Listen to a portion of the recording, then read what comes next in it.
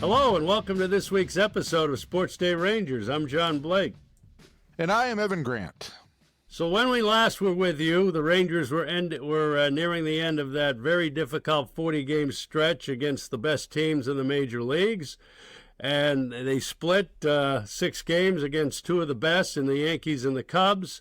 And as we tape this podcast, they have split the first 2 games of the final series of this homestand against Arizona with perhaps one of their better offensive efforts on Wednesday night.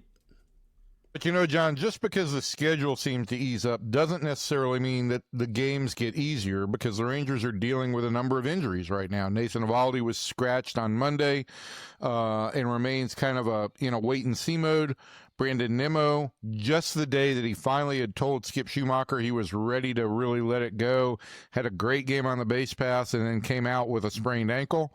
Josh Smith has had a little bit of a setback in his recovery from a glute issue. Somehow now he's got it's spread to his wrist. But the Rangers seem to endure. And after Wednesday night's game, the Rangers will head on their second 3-series road trip of the season here in the first 6 weeks. But it's right now it's against a trio of last place teams in the rival Houston Astros, and then Colorado, and then finishing in Anaheim against the Los Angeles Angels. Yeah, and John, I got to tell you, this week's guest on the podcast is Josh Jung. I got to do this interview all solo because I'm special. Josh is Texas through and through, growing up in San Antonio, playing ball at Texas Tech, and now he is enjoying the best start of his career to a season. And on the archives in Arlington, we're going to look back on a couple of games where the Rangers hit a lot of home runs. One of them against the Astros, very timely, since Texas will open a series in Houston on Friday night. You can reach out to us on X, even though you never do. I feel like my mother, like I'm asking you guys to call and write, but you can reach out on X. I'm at Evan_P_Grant, and John is at Ranger Blake. If Evan is going to repeat as Innovator of the Year next year, guys, you need to start reaching out on X. We want to start getting Evan those votes right away. Bottom of the ninth, bases loaded. Here comes Jimmy Dale from Baker Brothers Plumbing, AC, and Electrical. Thanks, Chuck. When your home pitches curveballs, Baker Brothers knocks it out of the park. Home run, Baker Brothers. Incredible. As the official home service partner of your Texas Rangers, we're offering $300 off a tank or tankless water heater. Another winning call. Visit callbakernow.com or dial 214-342-1171 today. Baker Brothers. Great service. But speaking of innovation, the Rangers' offense looked pretty good on Tuesday night, Evan. Jock Peterson moving to the leadoff spot, Jake Berger down in the 8th hole, and Ezekiel Duran going back down in the lineup.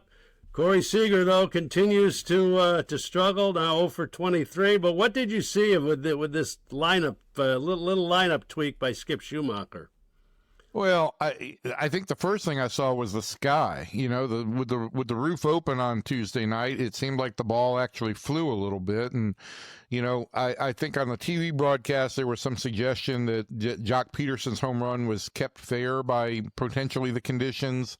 Not sure about that one way or another. Durant's ball was right down the line too, and right. Yeah, but it was also hitting 92 miles an hour. That was definitely aided by whatever the conditions were. But look, I mean, the Rangers had 3 consecutive 2-out singles, and that's something that needs to be acknowledged. They hit a couple of home runs. They were solo home runs, but this team put together some 2-out at bats and just battled to get hits. And when you do that, you know, you can put together an inning. And listen, that inning where the Rangers scored 3, I think was really keyed by the fact that Nimmo had led off with a triple, really showed, you know, his ability to still run. And then an absolutely great read by him, getting a great secondary lead off of third base, going on contact and making a play at home that should have been close, not close at all. Corey Seager ends up reaching first base on that play, so no out recorded. and the Rangers just sustained the inning. So it also looked like to me, and again, I am not just watching. It looks like a lot of the Ranger players are taking a little bit different approach with 2 strikes. It is they're just trying to do what the pitch says to do. And I thought that was the case last night again. Jake Berger did it at least once, and just took what they got and tried not to do too much. I talked to Jock. I will talk to Josh a little bit about the 2-strike approach that he's employed this year, and it's been much, much better. But in general, I think the idea is, look, it's 2 strikes. It's time to battle. It's not time to get off your best swing. And I think the more guys understand that, the more productive they can be. And Skip Schumacher he's tried everything. Certainly more than maybe we had in the past from managers. I mean, he is not afraid to try different things. And just looking at some of the comments you had in your story today from the players, they're willing to kind of go along with it to see what works. Well, they better be, right? I mean, the offense is not produced. It's not produced for 2+ years now. And I thought every button Skip pushed on Tuesday worked out, right? Jock Peterson leads off with a homer in his first at bat in the leadoff spot. Nimmo takes a walk, and then has that triple later on. You go to the 6th spot where Ezekiel Duran was maybe pushed down a little bit more, where he could not be, thrust into such a high leverage situation, and he excels once again. And then Jake Berger taken as far down as you really can take him. He's now hitting 8th. This was the guy who was hitting 4th on opening day. He's now hitting 8th, and he's continued to move down. He finally responds with a 3-hit game, all singles. Didn't do too much with any one swing, but he was a very productive hitter that night. So every button that Skip pushed in that lineup, I feel like worked. And let's talk a little more about the open versus closed roof, because I know you are kind of a connoisseur of this and are really doing some deep looking into it with logarithms and all kinds of things to try to figure out what's happened in this ballpark. The bottom line is the Rangers have played 64 regular season games with the roof open, and they are 32-32. If you take the history, it's about a run difference with the roof open. Batting average is a little higher, but it's really not that much of a change. But in the last couple of years, it seems to have trended downward even more than that. Yeah, I'm not so concerned about what the park plays like when the roof is open as I am how it plays when it's closed, which is obviously the great majority of games. Right. And, it's weird for me that the conditions could potentially come into play in a ballpark with the roof closed. Exactly. But, if you look at particularly to center field, which is, I think, the biggest issue that people have, how the ball has flown there from the first 3 years at Globe Life Field to the last 3, it's remarkable. I've cited this a couple different places, but look, from 21 through 23, balls that were barreled hit 98 miles an hour or higher with an exit with a launch angle between 20 and 30 degrees. Those should be home runs. And in 21, 22, and 23, you had about 36% of those balls go out. Since 24, annually, it's been 15, 15.2, and 15.2. It's staggering. It's a more than 50% reduction. And again, I don't think that there's really heavy air conditioning blowing in from center field. No. I don't know. We haven't, and nothing's been built. Like we talked about this at the old ballpark, it changed dramatically when they built that Gold Club in 2000, changed the air currents. It was an outside stadium, but I thought about this. There's really no construction changes or anything else or anything that would lead to this kind of discrepancy. No, I don't know if y'all had you changed the temperature inside the stadium at all? It goes between 72 and 74 degrees, and that's been pretty consistent. And what about the humidity level in there? Well, that really wouldn't. I don't think that would have an impact in an indoor stadium. Yeah. I mean, maybe you need to put doors in it like the Metrodome used to have. Remember those doors? Yeah. That were climbing. You had to like come in and they would make a noise. Yeah, there was the tension of the keeping up the Metrodome roof. I don't think you have that issue here, but it is just phenomenal in how this has changed. Yeah, it really is, and I know you'll do some more investigating on it.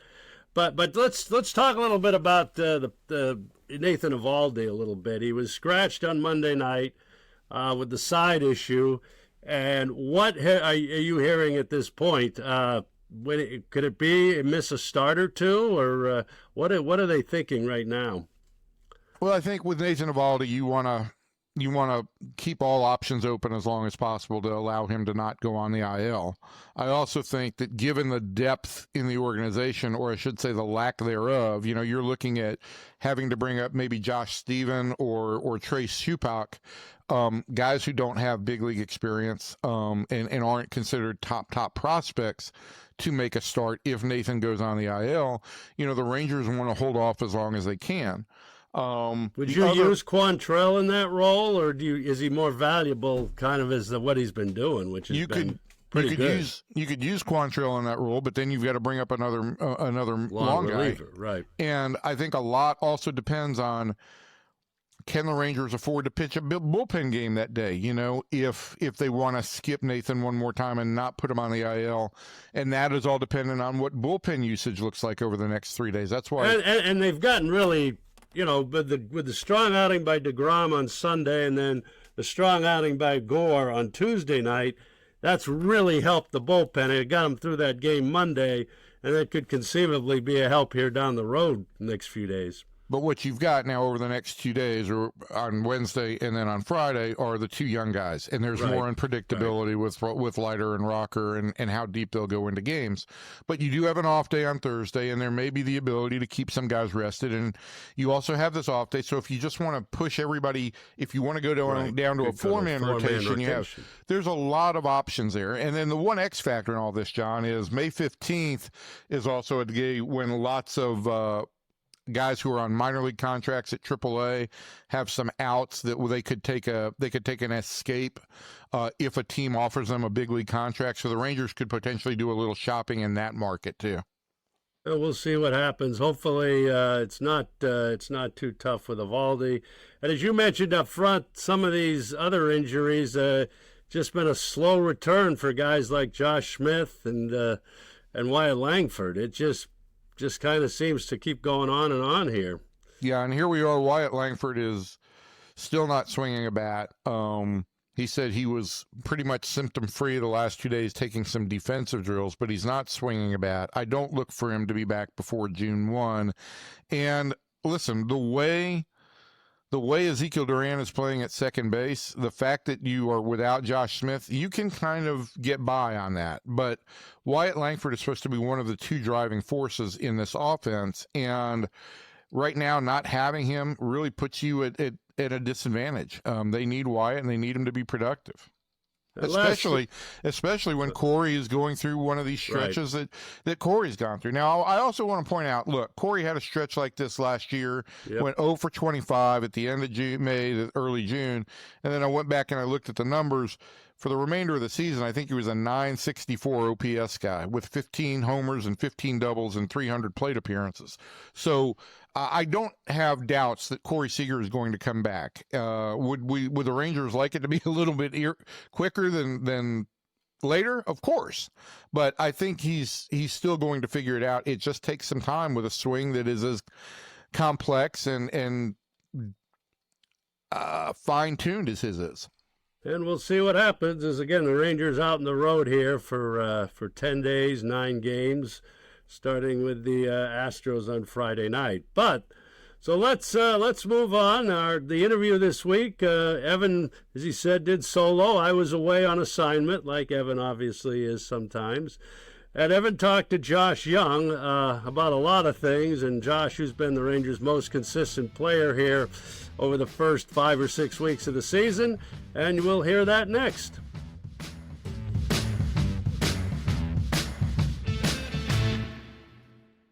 Well, I am joined today by Josh Jung, the Rangers' 8th overall pick in the 2019 draft. Third baseman, all-star in 2023, among the American League leaders in hitting right now, with an interesting dynamic on the AL hitting leaders that we'll get to in just a second. But Josh, it's good to have you here. We're not going to announce your stats just because I don't want to jinx you or anything like that, but you're among the leaders. Let's just leave it there. So I think you've been over this a little bit, chapter and verse, but look, there have been some significant changes in your stat line, things that really kind of portend to like long-term success for me. The walk rate is up, the strikeout rate is down, the chase rate is way down. And the easy question to ask is like, how have you made all of these changes over the course of one winter and taken it into the season? I mean, the biggest thing for me is just when I get to 2 strikes, don't try to do too much, just try and touch it. And ultimately, I think that's what's leading to me being able to slow down in those moments, especially when I get to 2 strikes. I mean, there's still at bats I want back, and there's still pitches I want back, but yeah, I think that's what's leading to some success right now. So how do you get yourself to just envision touching the ball? Repetitions in the cage, repetitions and early BP off the machine. I think that's the biggest thing that I've done this year is when I'm hitting, I want every swing to be intentional. And I think I get maybe 100 swings max a day. I'm not going in having these grind sessions anymore. It's just super intentional work. Justin Veely's done a great job with me just simplifying a routine in the cage every day. Early BP has become my routine.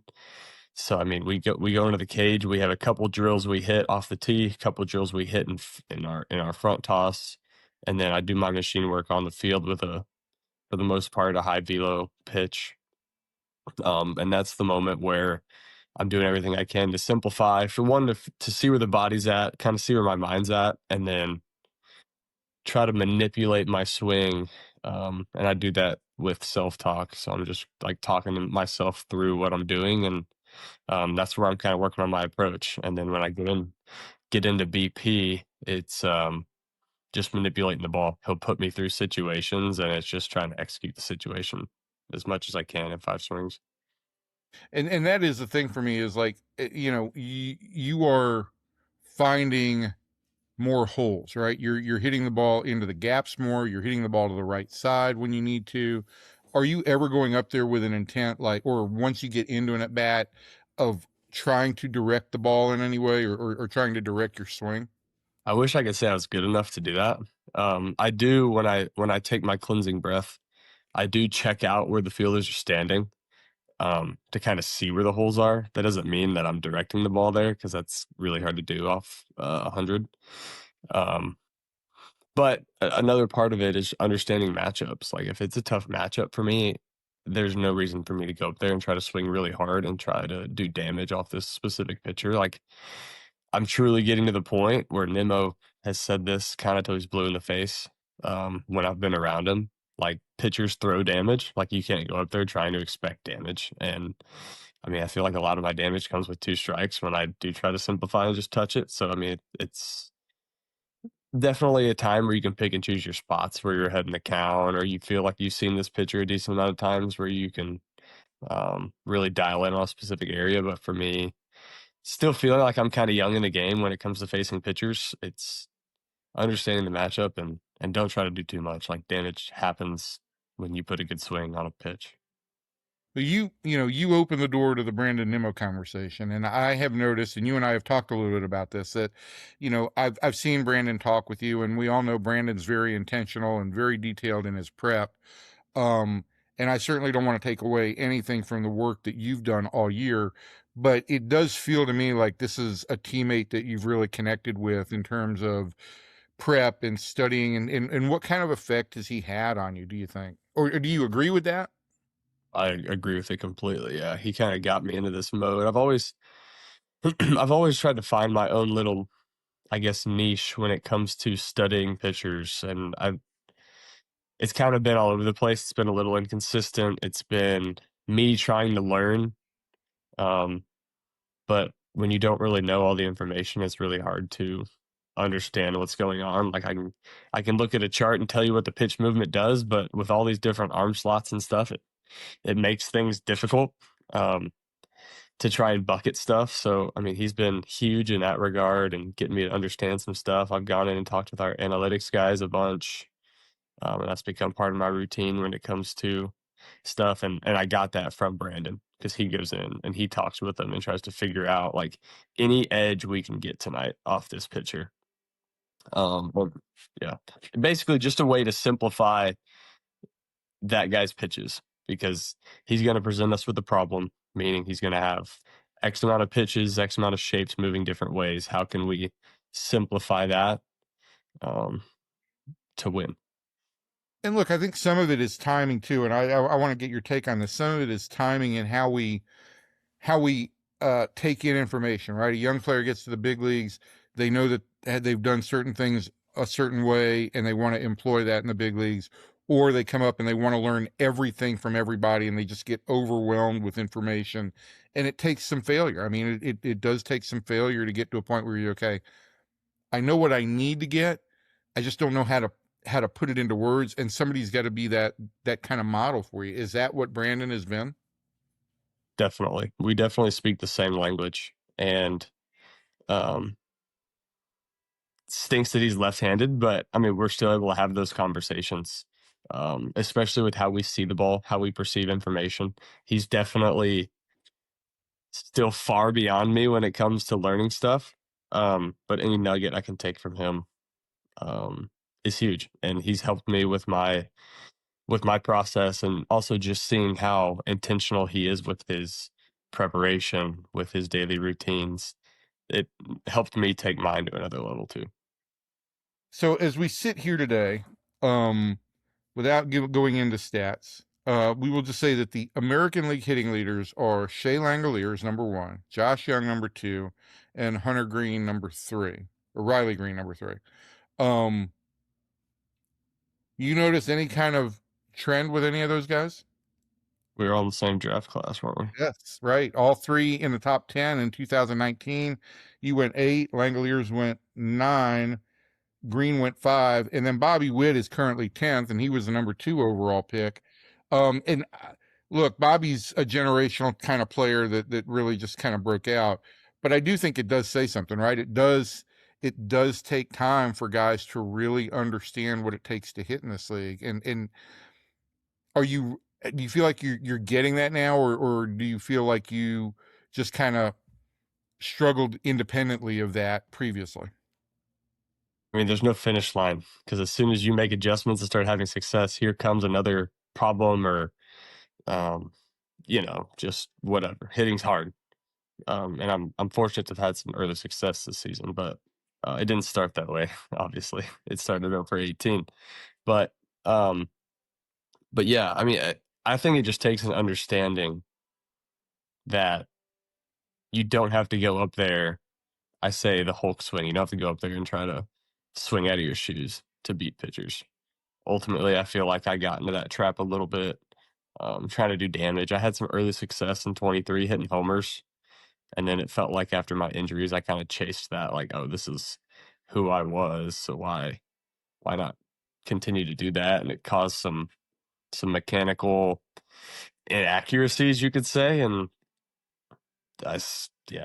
my game flipped completely after those injuries. And I mean, even after my shoulder injury in 22, there was a little bit of a switch flip in my game, chasing pull side air.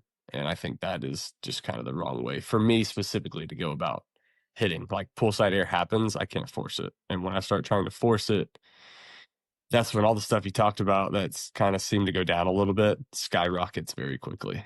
Well, and I mean, this is the thing too, right? We put things in guys' heads, whether it's media or coaches or scouts, but you know what the scouting report was when you came out of Texas Tech. It was that you could hit the ball really well the opposite way, but you didn't pull the ball. And I'm sure you heard that in the minor leagues and tried to make that happen. And I think once I started learning how to pull the ball a little bit, like even those first couple years in the minors, it was like, okay, I can do this. But then I took it kind of to the extreme, saying like, this is who I want to be. And that's never been the hitter I was.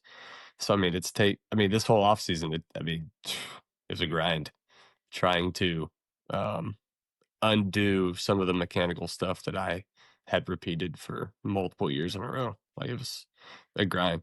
And I mean, I still deal with it some. Like, I still will go in, and if pitchers have certain shapes, I still watch the video and get so frustrated because I'm like, dude, I'm not giving myself a chance on these pitches right now because I'm trying to do certain things. And it's like, why? Why are you doing that? And those are the at-bats I wish I could have back. And there's so many things I still have to learn in this game. And there's no finish line, but I'm starting to be more intentional with my work, and it's helped me get some results. You know, one thing when we got to spring training and the first conversation you and I had, and I talked to you about hitting this year, and you said you wanted to be obsessed with the process. And you've said that on more than one occasion. What does that mean to you? Explain that to listeners, what obsessed with the process means. I have a daily routine and a daily schedule. I don't veer from it. It is what I do every day, to a T. And no matter what, no matter if I had success, no matter if I had failures, there's no high, there's no low. It's just stay dedicated to the process with routine, with literally how I get to the field. It's like right now I get to the field early. I try to get there an hour before lunch because I love my like just alone time and peace and whatever. Get in the hot tub for 10 minutes. I'll get dressed. I'll sit down, watch some video on the starter, go talk to our analytics guys just to kind of see what kind of matchup we got tonight. Go to the weight room. Basically, it all depends on what time early hitting is. Early hitting's at 3. If I need to get into the training room, I do that at 2 o'clock, which usually like 10, 15 minutes. If not, straight to the weight room. So I have like a 30-minute block for training room, weight room, get hot. Try to get into the cages 30 minutes before early hitting. My routine's 15, 20 minutes maybe, max of 25, but it's usually around 15, 20 if I need to feel something extra. And then I go out there early BP, and then we have our hitters meeting. Pretty much right after that, straight into BP, come in. I have like a 30-minute window to grab a bite, chill. I go track off traject at an hour and a half before the game. Hour before the game in the training room, back to the weight room getting hot. And then I have a little routine at my locker. That's 20 minutes before I go on the line. And then I'm on the line 7 minutes before the anthem. And then it's go time. I like it that it's like 7 minutes. It's very precise. Well, my routine on the line, stretching, since I already went to the weight room and pretty much got hot, it's literally just get a couple sprints, a couple change of directions, and throw, and that takes 4 or 5 minutes max.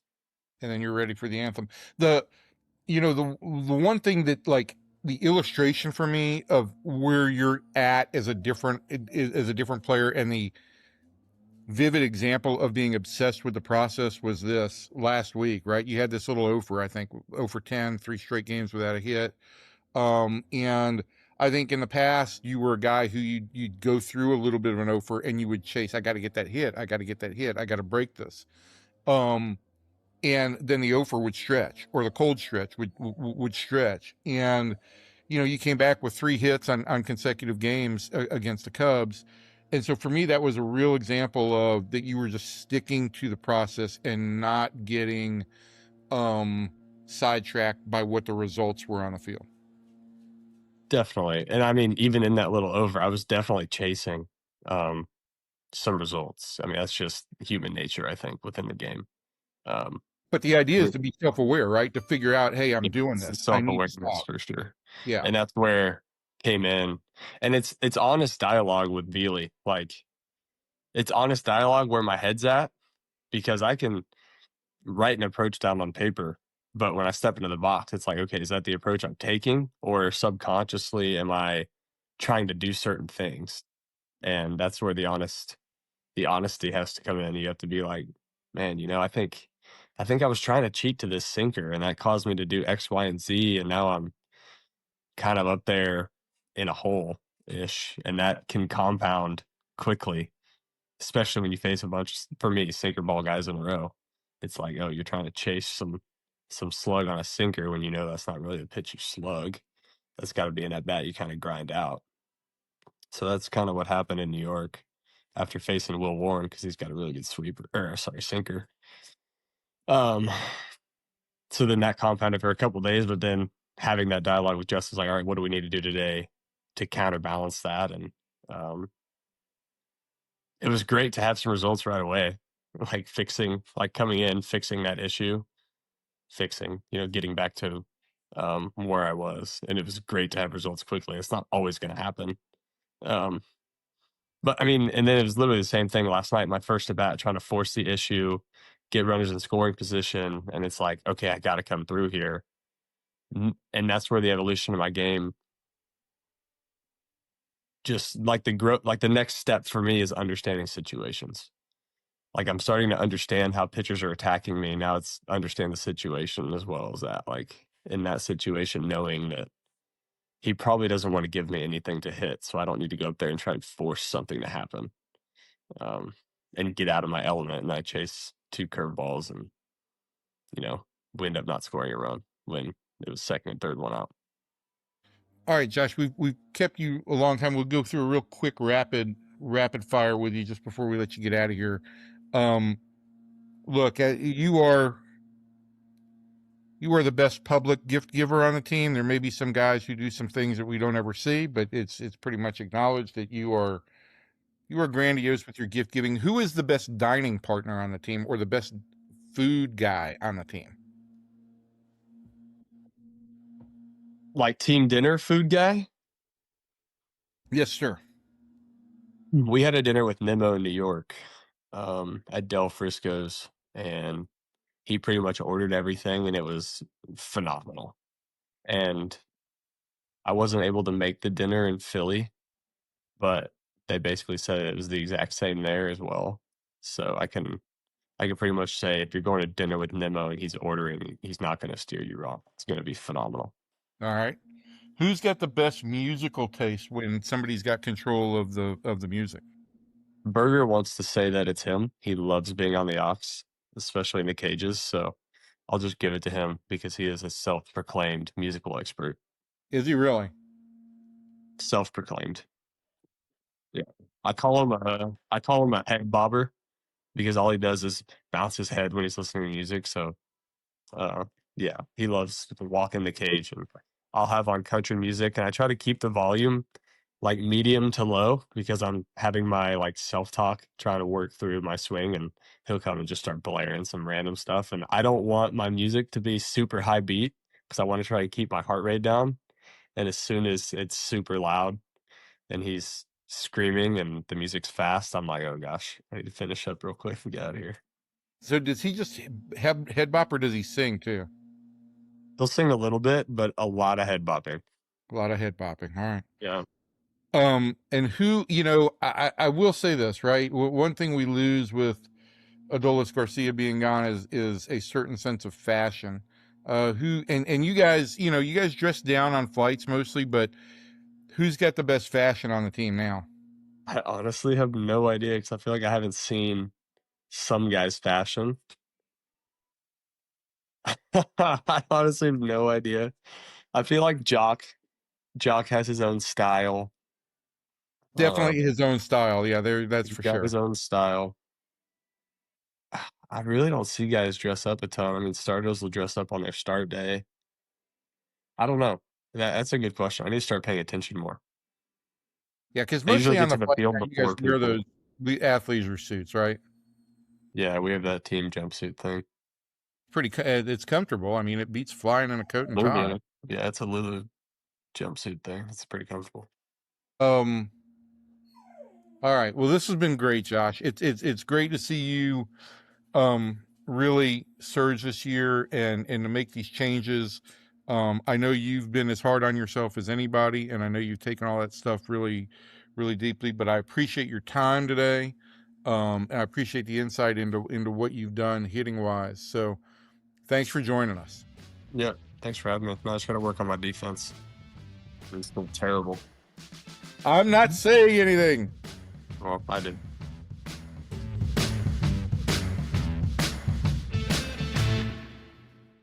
Well, that was a great interview Evan did with Josh Jung, and Evan certainly proved he can handle this solo while I'm away. And let's hope that Josh could stay healthy this year and take his career to another level, because it's been some stops and starts for Josh Jung, but it's really nice to see the way he's playing both at the plate and in the field. But that will take us to this week's Archives in Arlington, and we're going to go back to 2005. Ironically, the Rangers' club record for home runs in a game is 8. And believe it or not, it was done twice, both in 2005. And the first one is a little bit timely, with the Rangers going to Houston this weekend. It was May 21st, 2005.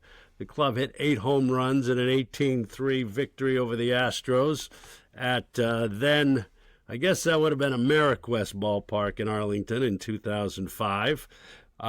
David DeLucci had 2 home runs, and Mark Teixeira, Hank Blaylock, Kevin Minch, Lance Nix, the great Richard Hidalgo, former Astro, and Rod Barajas all homered in that game. Texas hit 4 home runs in the second inning. I don't know if you remember anything about that night, Evan. I mean, that was a team that was not, they were coming off a good season in 2004, but they did it. They did have a lot of power on that 2005 club. For some reason, I think that was an afternoon game, John, and I think that that might have been the day you guys were doing some pretty cool concerts after the ballpark, after the game in the down by the lake, by Mark Holt's Lake. And right. For some reason, I think that might have been the Robert Earl Keen concert, which made for a great, great day. But whether that was or not, I can tell you this, that the first mention of Richard Hidalgo brings up the old Richard Hidalgo conversation that I had with John Daniels.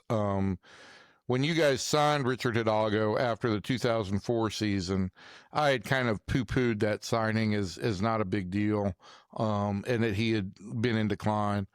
And, in early 2005, we had this dinner at Tom Hicks' house that you may be aware of. Yes, I'm aware of that. Where the morning news management met with Tom Hicks and John Hart and Buck Showalter to try and make peace between the two sides. And JD was there, I believe. JD too. was there, and at some point in time during the evening, we got around to the portion of the show. Well, let's take shots at all of the things we don't like about Evan's writing. I believe Hart called me a failed columnist. And JD pointed out that, I wasn't positive enough about the Hidalgo signing. And years later, we both laugh about that because he constantly tells me, well, you were right about that.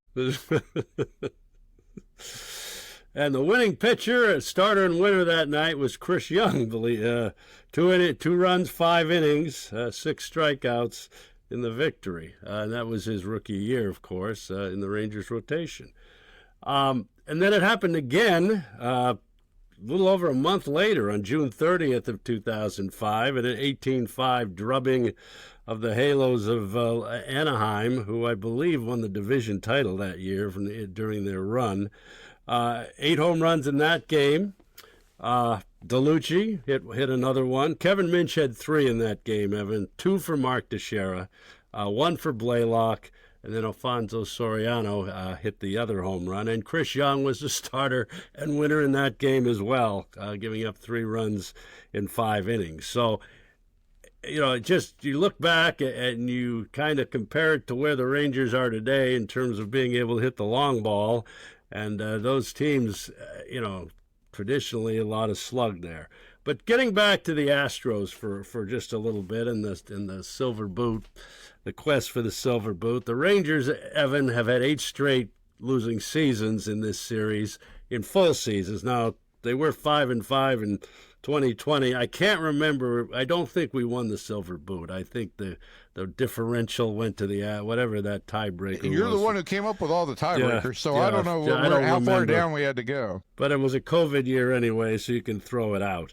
And that was after going 53-23 from 2013 to 16.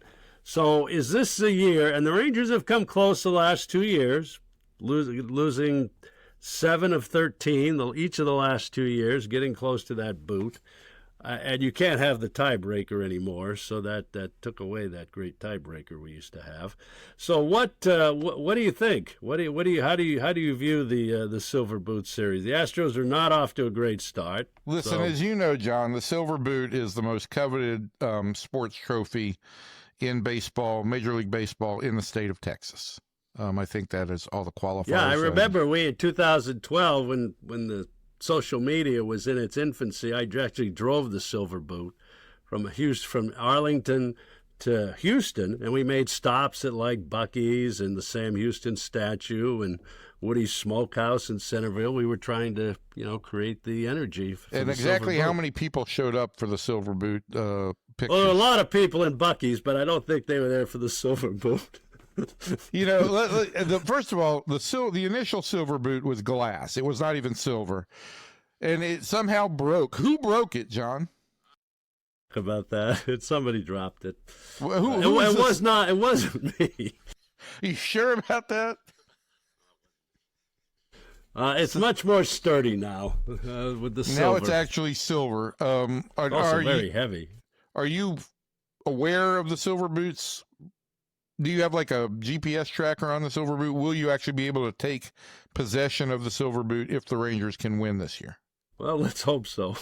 Let's hope the Astros are willing. Hopefully the Astros are willing to give it. The Astros do put it out from time to time, I know, during the series. But it's got to be, at this point, there's, they don't really, but it would be nice if it would have some meaning again. I think there are a lot of people who say, let's say I want to go look at a trophy. Do I go look at the 2 World Series trophies or the Silver Boot? Which one is it? So, well, the first year we did it, I believe, was 2002. And it was great. It's fun, and it's always been fun. And I'm just looking here in 2001 we did it. It must have been it was 2001 because it was Jerry Naron was the manager, and we were not playing well, and we tied. We went down to Houston, and we won the tiebreaker. I mean, we split 6 games, and I ran into the clubhouse. I remember after we won this thing, it said we won the Silver Boot, and the players looked at me like I had 7 heads. And when I brought it down and gave it to Jerry, he was not all that impressed. But let's hope that this year's rivalry, the Rangers can finally bring it back to Arlington. And did Bud Selig come up with the tiebreaker rules on this? Did Major League Baseball determine that? I don't believe so, but I think the Rangers came up with those rules. The Rangers came up with those, and it won us a couple of Silver Boots. I will say that having that the run differential. So I want to say that first year you won it, and wasn't there a presentation on the field to Jerry? Yes. Yeah, he didn't look enthused. No, he wasn't enthused, and I think we did a presentation in Houston. Yes, it was in Houston. Yes, yeah. It was in Houston, and he was not real enthused. But again, it's come a long way, as both of us have, and let's hope it's a great series this year. You will be down in Houston this weekend? Well, and listen, I will just say this. The first few years that this happened, it was a great celebration of Texas baseball, but it has really developed into a great rivalry. And forget about the Silver Boot. When the 2 teams play for the American League Championship, that's huge. The fact that the 2 teams don't really like one another, and that the fan bases don't really like one another, the Rangers and the Astros have gotten out of this everything they could have hoped for and more. And look, from your perspective, I think the idea of starting it out with the Silver Boot just to try and separate this as something special or more special than just a regular series of games, I think was a great idea. And I think what it has developed into is what you would have hoped it would have developed into, a real rivalry. Yeah, especially some of those years we were playing them 21 times too. I mean, or 19 times, I guess, but it was. And now it's fewer games, but hopefully there'll be a lot of Ranger fans cheering it in Houston this weekend. So the start of a 9-game road trip, and we'll be back with another episode next week. And we certainly thank Josh Jung for visiting with us today. And Evan, you got anything you'd like to tease for your innovative content? You got to turn your mic on if you want to be innovative. I just wanted to make sure that I thanked Josh Jung personally. Okay. Well, that's that. So that will do it for this week's episode, and we will talk to you all next week.